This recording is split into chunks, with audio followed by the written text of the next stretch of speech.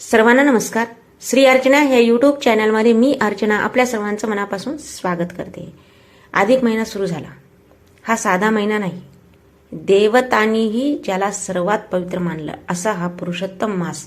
पण अनेकांना अजूनही माहिती नाही या महिन्यात पूजा अर्चना नेमकी कशी करतात, कोणती पूजा अर्चना भगवान विष्णू यांना सर्वात प्रिय असते आणि कोणत्या छोट्याशा भक्तीने मिळू शकते अक्षय पुण्य. आजच्या व्हिडिओमध्ये आपण जाणून घेणार आहोत अधिक महिन्यात पूजा अर्चना कशी करावी. जाणून घ्या. सर्वप्रथम आपण काय करावं. अधिक महिना इतका विशेष का मानला जातो. हिंदू पंचांगानुसार दर 3 वर्षांनी एक अतिरिक्त महिना येतो. या महिन्याला सुरुवातीला कोणताही देव स्वीकारत नव्हते अशी कथा पुराणात सांगितली जाते. तेव्हा हा महिना भगवान विष्णूकडे गेला. भगवान विष्णूने त्याला आपलं नाव दिले पुरुषोत्तम. म्हणून हा महिना पुरुषोत्तम मास म्हणून ओळखला जाऊ लागला. असं म्हणतात की या महिन्यात केलेली पूजा अर्चना, जप, दान आणि भक्ती अनेक जन्माचे पुण्य देते. आता जाणून घेऊया अधिक महिन्यात पूजा अर्चना कशी करावी, कोणत्या देवाची पूजा करावी, कोणता फोटो मूर्ती ठेवून पूजा अर्चना करावी. आपण त्या दिवशी अधिक महिना सुरू झाल्यानंतर सकाळी शक्यतो लवकर ब्रह्ममुहूर्तावर उठावं, स्नान करावं, शुभ मानलेलं आहे. घरातील देवघर स्वच्छ करावं, स्वच्छ कपडे परिधान करावे म्हणजे धुत वस्त्र किंवा सवळं कोणी घालत असलं तर सवळं. त्यानंतर देवासमोर तुपाचा किंवा तेलाचा दिवा लावा. भगवान विष्णू, श्रीकृष्ण किंवा विठ्ठल यांचा फोटो किंवा मूर्ती, अधिक महिन्याचा फोटोसुद्धा बाजारात मिळतो, तो फोटो आणायचा. जर समजा नाही आणता आलं तर विष्णू किंवा विठ्ठल, श्रीकृष्ण कोणताही देव फोटो ठेवायचा, कारण हे सगळे देव एकच आहेत. आपण हळदी, कुंकू, अक्षता, फुले अर्पण करावी. चौरंग मांडावा. धूप, दीप, नैवेद्य समेत दीप प्रज्वलन करावं. तिथं लाल कपडा वगैरे टाका. कलश पूजा करावी. आणि सर्वात महत्त्वाचं मानलं जाते की ते तुळशीपत्र, कारण भगवान विष्णूंना तुळशीपत्र अत्यंत प्रिय मानलं जातं.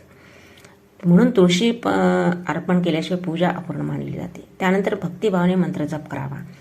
ओम नमो भगवते वासुदेवाय किंवा जय जय रामकृष्ण हरी. अधिक महिन्याच्या सुरुवातीला पहिल्या दिवशीच कलश स्थापना करावी. स्वच्छ जागेवर लाल किंवा पिवळे वस्त्र परिधान अंथरून त्यावर तांदूळ ठेवायचं. त्यानंतर पाण्याने भरलेला कलश ठेवून त्यावर नारळ, आंब्याची पानेची सजावट, विड्याचे पाने किंवा आंब्याचे पाने ठेवून कलश स्थापना करावी. आणि हे कलश स्थापना कशासाठी करायची, कारण काय, हे भगवान विष्णूच्या उपस्थितीचं प्रतीक मानलं जातं. आणि हा कलश सुख समृद्धीसाठी म्हणून ठेवला जातो. दररोज त्या कलशासमोर दिवा लावून नामस्मरण केलं जातं.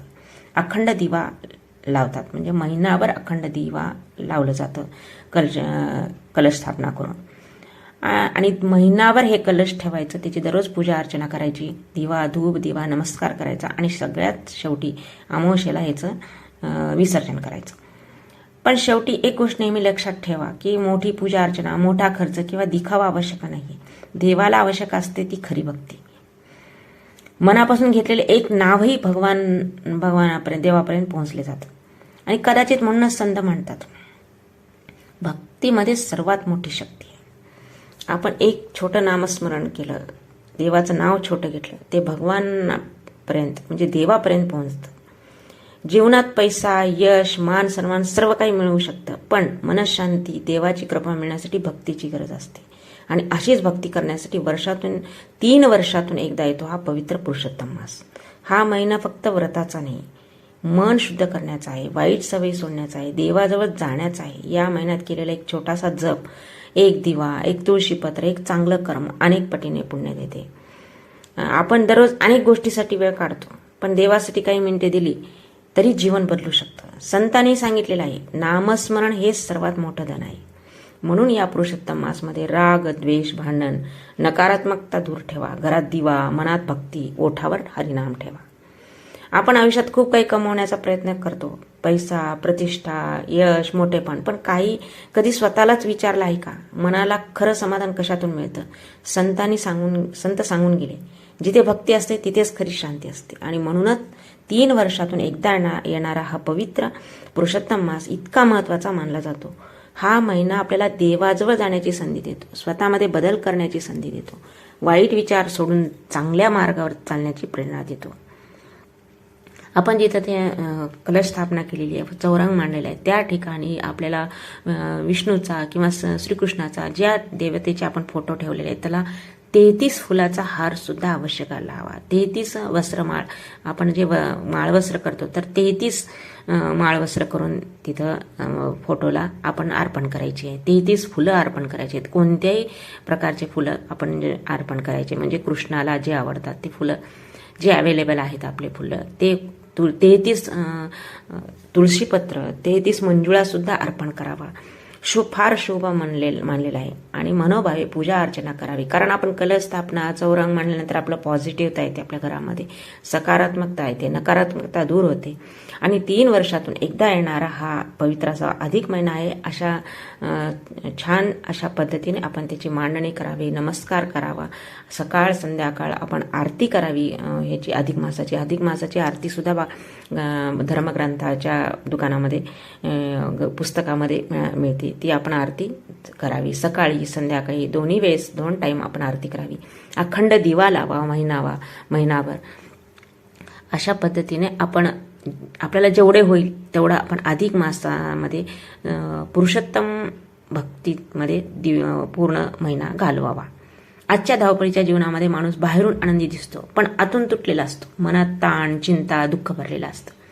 अशा वेळी भक्तीच मनाला आधार देते, हरिनामच मनाला शांती देते. म्हणूनच या पुरुषोत्तम मासमध्ये काही जण स्वतःसाठी, देवासाठी काही क्षण, ह्या पुरुषोत्तम मासामध्ये काही क्षण स्वतःसाठी, देवासाठी नक्की काढावेत. मोठी पूजा अर्चना नाही जमली तरी चालेल, पण मनापासून घेतलेलं देवाचं एक नावही जीवन बदलू शकतं. संत तुकाराम महाराज म्हणतात, देवाची द्वारी उभा क्षणभरी, तेने मुक्तीचारी साधी आल्या. म्हणजे देवाच्या भक्तीत घालवलेला एक क्षणही व्यर्थ जात नाही. कुटुंबासोबत आरती म्हणावी, नंतर संध्याकाळी लहान मुलांना आपल्या संस्कृतीबद्दल सांगावं, कारण संस्कार हीच आपल्या धर्माची खरी ताकद आहे. पुन्हा एकदा नवीन आध्यात्मिक विषयासोबत, तोपर्यंत भक्ती करत राहा, नामस्मरण करत राहा आणि आपल्या संस्कृतीशी जोडलेले राहा.